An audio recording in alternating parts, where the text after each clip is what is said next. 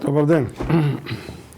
Кога во студиото имате соговорник со две области кои може да бидат провокативни за нашиот серијал македонското граѓанство пред изборот, тогаш мојот избор е да се определам за многу поважниот димензија на безбедносно полицискиот ангажман за време на изборите. Алтернативниот министер на МВР, госпоѓа Петревска, во студиото. Истовремено таа е кандидат на СДСМ со осмица, ако не се лажам, 8 место во изборната единица двојка, што ја предводи Оливер Спасовски. Веднаш на почетокот. Дали МВР подготви и на што ќе се базира столбовите на ангажманот на МВР за време на гласањето и обезбедувањето на гласачките листи и регуларноста на изборите? Повелете. Благодарам. Добар ден и од мене.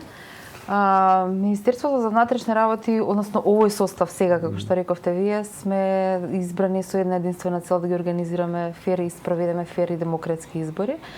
И тука, ако го земаме искуството од претходно, Министерството има поприлично голема улога. Точно е дека распоредувањето на силите на терен пред, но и на денот на изборите има многу значајна улога. Како ќе го одржиме редот и мирот, до тоа дали нашето појавување на терен ќе биде доволно или ќе биде премногу видливо и каков ефект тоа ќе има врз гласачкото тело. Уште не ги разрешите тие проблеми во рамките на МВР или латентниот судир меѓу вас и Чулев доаѓа и концепцијски околу тоа како ќе се одржува редот? Искрено, кога станува збор за ваков тип на проценки, јас се обидувам моето размислување да го трнам на страна, заради тоа што сепак јас сум, исто како и министерот Чулев, политички избран и именуван личност. И точно е дека ние ги сносиме на крај најголемата одговорност, но секогаш кога се прават проценки, особено проценки на терен, јас ги викам, посигурно јас се чувствувам кога тоа им го препуштам на професионалците и на луѓето кои што долги години поминале многу изборни процеси, зборувам од аспект на МВР и постапувањето на денот на изборите. Значи, полиција не може на гласачко место, полицијата мора да биде на маргините од избирачкото место. Но овој пат имаме многу специфична ситуација. Таа е подеднакво опасна како од времињата на безбедносните ризици, а тоа е корона епидемијата. Како ќе го одржувате и дали ќе бидете вклучени во одржувањето на редот на големите колони кои реално може да се формираат ако има доволен изблик на гласачко тело или второ ако во овие услови топло време, носење маски, не носење маски се покаже оден степен на нервоза кај гласачите. Апсолутно. Значи, полицијата, како што рековте, многу добро се знае кои се границите до каде да може смее да се движи во делот на избирачките места, но ние ќе стоиме на располагање на со цел да го обезбедиме редот во и околу избирачките места. Затоа имаме редовни состаноци на дневно оперативно ниво со Државната изборна комисија, така што во тој дел мислам дека усогласени заедно ќе успееме тој ред да го одржиме и при тоа да им овозможиме на сите гласачи кои што ќе се појават на избирачките места да го остварат своето право на глас. Во шпицовите на гласање обично рано наутро кога гласа една специфична група, тоа се пензионерите и повозрастните, но и навечер ќе биде прилично деликатно да се одржува редот ако има наплив на избирачи. Можете да бидете доведени во ситуација да бидете редари, што би било многу лошо за имиджот на МВР и на општиот процес. Изминатиот период од кога почна кризата, сега ова прашање практично се наметнува заради појавата на вирусот, Министерството за внатрешни работи излезе во пресред на секакви задачи и активности.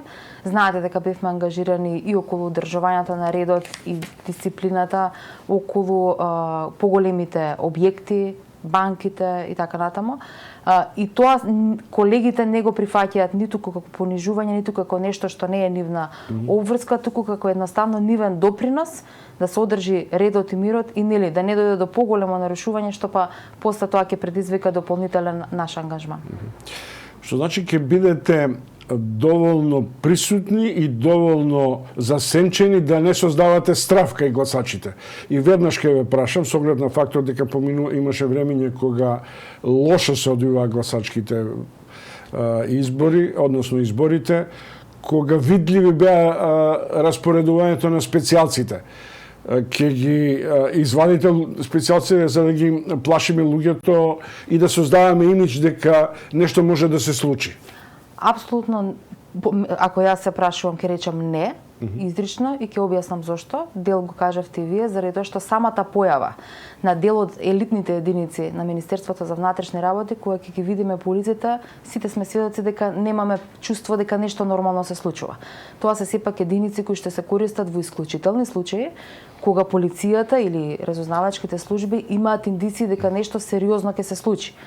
А не мислам дека е сериозно да ги вадиме на улица, така да кажем жаргонски, ако имаме предпоставки дека можеби нешто ќе се случи. Нивниот ангажман бара многу посериозен пристап и многу посериозна анализа, дали на вистина постои реална закана, без оглед дали станува збор за безбедносна закана или безбедносна закана поврзана со изборите.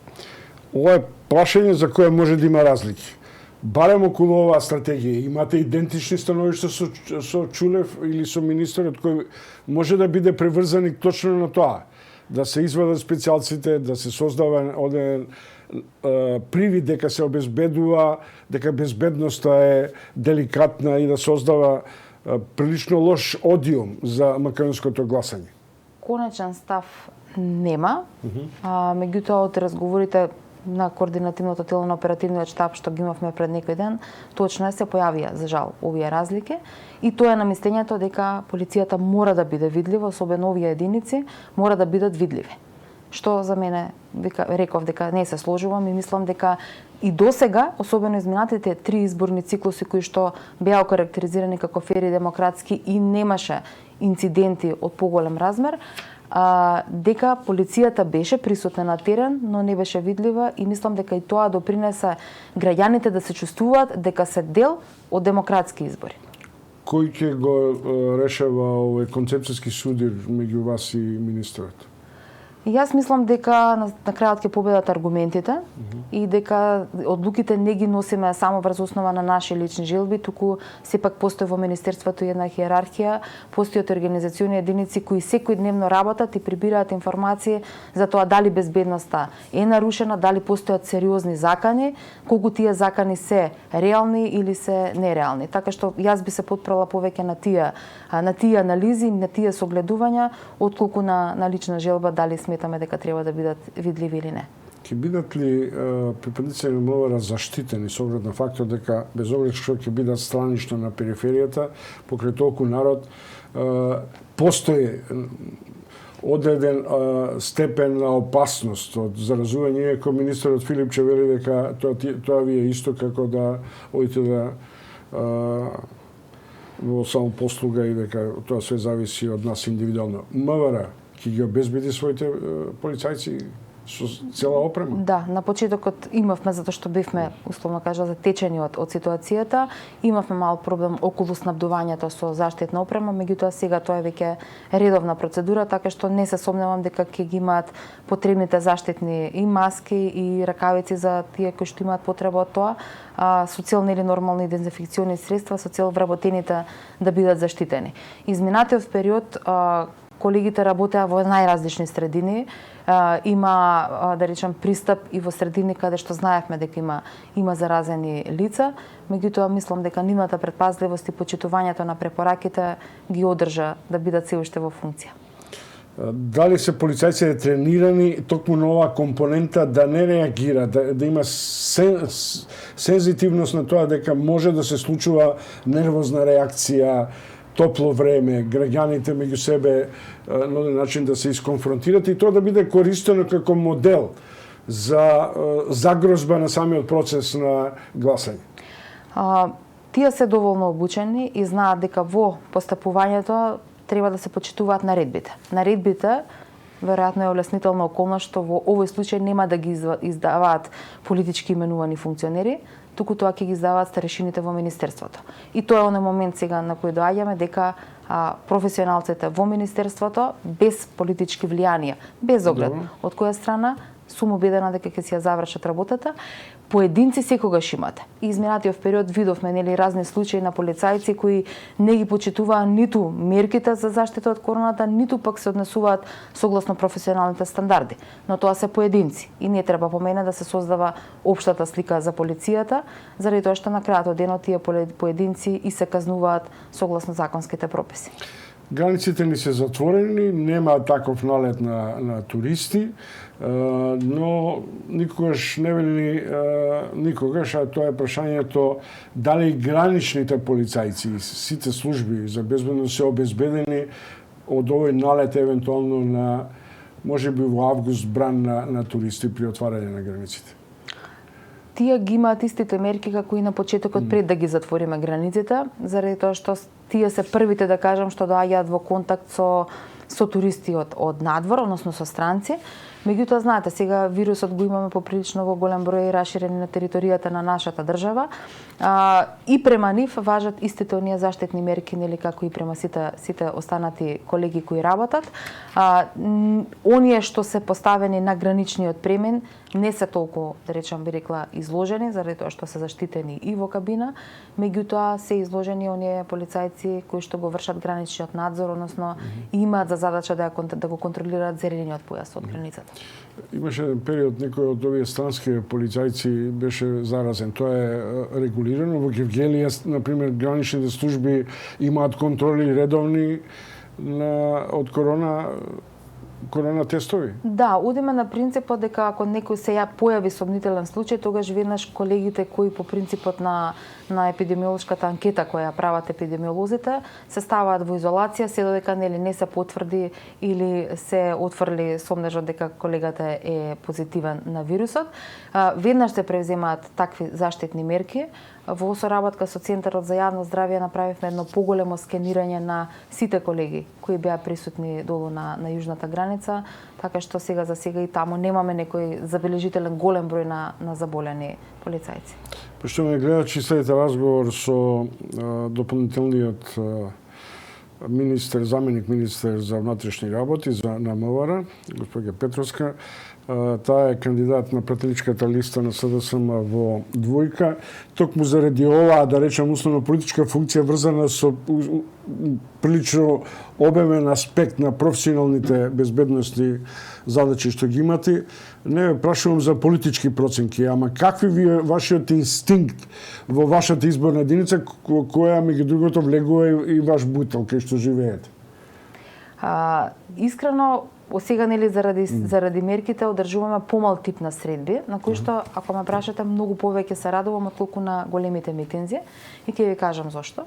Заради тоа што на тие средби јас најчесто како кандидат заедно во придружба на останатите не сме тие кои што само зборуваат, туку сме таму за да ги чуеме и критиките, и пофалбите ги има, меѓутоа и критиките и забелешките на граѓаните. И практично, ако до претходно имавме собири и митинзи на кои кандидатите се обраќаа, сега веќе имаме еден диалог што мене искрено повеќе ме радува, заради тоа што ако го чуете мислењето на граѓаните и да е критика, тоа е подобро дојдено отколку да го имате нивниот молк. Ќе прашам нешто што треба интимно да прозвучи, а можам и да ве проценам. Чувствувате, например, кога ќе разговарате дека од очите им се гледа доста ми е ова што ми продавате басми, големи ветувања и така натаму. Таква интерактивност која на одреден начин значи и критика на власта или показател што треба да менувате. Дали тоа го имате вака во предвид, со оглед на тоа дека сепак сте тет-а-тет во позициите? Да, и јас практично така и го почнувам диалогот со нив, дека јас ќе дадам вовед и ќе го дадам мојот осврт, ама ги очекувам нивните критики. И критиките секогаш ги нагласувам, заради тоа што мислам дека времето, ако една од најголемите заложби претходни, додека бевме опозиција, беше да ги ослободиме граѓаните од режимот, мислам дека ослободувањето од режимот почнува со ослободувањето на говорот. Ако граѓаните, без оглед, вие како новинари имате слобода да говорите, ама ако тоа слобода на говор допре до граѓаните, мислам дека сме го постигнале ефектот. Добро. Дали во МВР добивте или веќе сте разгледале од безбедносен рангол оваа серија на објавување на бомби кои имаат политички дискредитации, лични дискредитации со оглед на законските решенија и со оглед на фактот дека таму може да има индиции за кривични дела за што сте одговорни да постапувате доколку обвинителството даде налог. Имате ли такви постапки и дали мислите дека во бомбите има гнев, има сериозни нарушувања, дека криминалот се уште е вгнезден во белите јакни или во високите политички кругови? Кога беа објавувани дел од бомбите, во соработка со јавното обвинителство, еден од учесниците, односно еден од луѓето на чии гласови се слушаат, беше повикан во полициска станица, значи во координација со обвинителството го започнавме тој процес. Ако ме прашате лично мене, мислам дека треба да бидат повикани сите, чии што гласови се слушаат, и сега кога ќе речам сите, мислам буквално на сите, ама ќе се сложиме и ако се потсетиме на тоа каква беше реакцијата на некои од политичарите кои беа вмешани во два случаи, што беа објавени па беа повикувани во полициска станица, мислам на случајот Теретана и Бојамска улица, ќе видите дека, за жал, повторно одиме изговор да ни бидат политичките позиции, за да не бидеме соочени со вистината и со реалност. Мислам дека без оглед на исходот од изборите, нели како што видите, јас сум кандидат, па да не преюдицирам што ќе се случи, мислам дека овие објавени бомби треба да имаат соодветна судска разрешница. Зошто? Заради тоа што да, има елементи, тоа сериозни и на кривични дела, меѓутоа има сериозни, би рекла, завери за тоа како да ослабнете еден столб во државата. Дали тоа Чунев си ги штити своите, а Петровска го штити Заев? Јас немам потреба да го штитам Заев, заради тоа што поголемиот дел од бомбите се или прераскажувања, или се ситуации каде што немате елементи. Ама јас немам апсолутно никаква намера никого да штитам, така што ако обвинителството смесда и нормално Министерството за внатрешни работи, јас никогаш не сум стоела на патот на правдата. Добро, благодарам. Тоа беше заменичката или дополнително. Многу ми е тешко тоа селото да ви го кажувам, поштувани гледачи, слушатели и читатели, но во секој случај, госпоѓа Петровска, како беше тоа, дополнителен заменик министер за внатрешни работи. Ви посакувам да поминеме со безбедносно сигурни избори, се во заштита на индивидуалното граѓанско право да се... И немојте да ги вадите специјалците.